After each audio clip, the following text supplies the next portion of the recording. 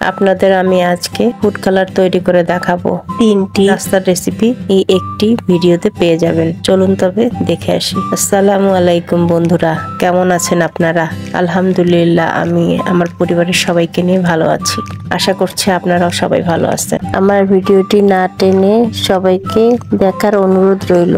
সবাইকে আমন্ত্রণ জানিয়ে শুরু করছি আজকের রান্না। চলুন তবে চলে যাই।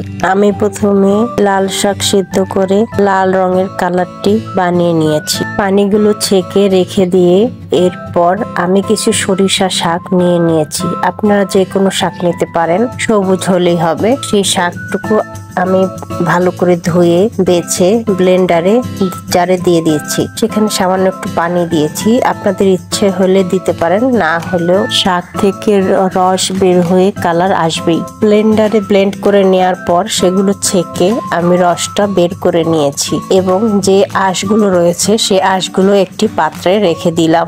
একইভাবে আমি কিছু গাজর নিয়ে নিয়েছি। সেগুলো ভালো করে ধুয়ে ছিলে গ্রেটার দিয়ে কুচি কুচি করে কেটে ব্লেন্ডারে দিয়ে রস করে নিলাম। একইভাবে ছেঁকে সেগুলোর আঁশগুলো আমি আগের রাখা পাত্রে রেখে দিলাম।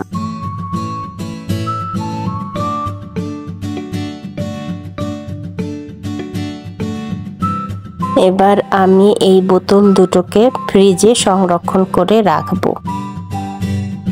প্রথম রেসিপির জন্য এবার ওই আঁশগুলোতে পেঁয়াজ কুচি, মরিচ কুচি, জিরার গুঁড়া এবং একটি ডিমের কুসুম দিয়ে লবণ সহ মেখে ভালো করে চটকে নিয়ে সেগুলো দিয়ে কাবাবের আকারে গড়ে নেব এবং সেগুলো তেলে ভেজে নেব। এবার চলুন দ্বিতীয় রেসিপিতে। কিছু পাউরুটি নিয়ে নিয়েছি, তার চারধার চাকু দিয়ে কেটে নিয়ে এখন কাবাব বানানোর সময় একটি ডিমের সাদা অংশ আলাদা করে রেখেছিলাম, সেই অংশটি এবার গুলিয়ে নেব। তারপর তাতে ময়দা দিয়ে ভালো করে ফেটে নেব। এরপর তাতে কিছু চিনি মিশিয়ে সেটাকে ভালো করে মিশ্রণ আকারে তৈরি করে পাউরুটির ভিতরে কাবাব ঢুকিয়ে দিয়ে পাউরুটি আর কাবাব সহ একসঙ্গে মিশ্রণে ডুবিয়ে তেলে ছেড়ে দেব। এভাবে ভেজে নেব। ভাজা হওয়ার পরে দেখুন কি সুন্দর লাগছে। আমি আমার মেয়েকে টিফিনে দিয়ে দিলাম। দেখুন কি সুন্দর লাগছে। এভাবে আপনারা বাচ্চাদের টিফিনে দিতে পারেন। না ভেজে এভাবে পাউরুটির ভিতর কাবাব ঢুকিয়েও আমরা খেতে পারি। এবার চলে যাই তৃতীয় রেসিপিতে। তৃতীয় রেসিপিটি তৈরি করব সাইডগুলো কেটে রেখেছিলাম সেই সাইডগুলো দিয়ে। আমি যে ব্যাটারটি তৈরি করেছিলাম দ্বিতীয় রেসিপির জন্য, সেই ব্যাটারটিতে রুটির চার ধারের কর্নারগুলোকে সেই মিশ্রণে মেখে নেব। আমি একটু একটু করে মেখে দিচ্ছি। একটু একটু করে মেখে তেলে ছেড়ে দিলাম।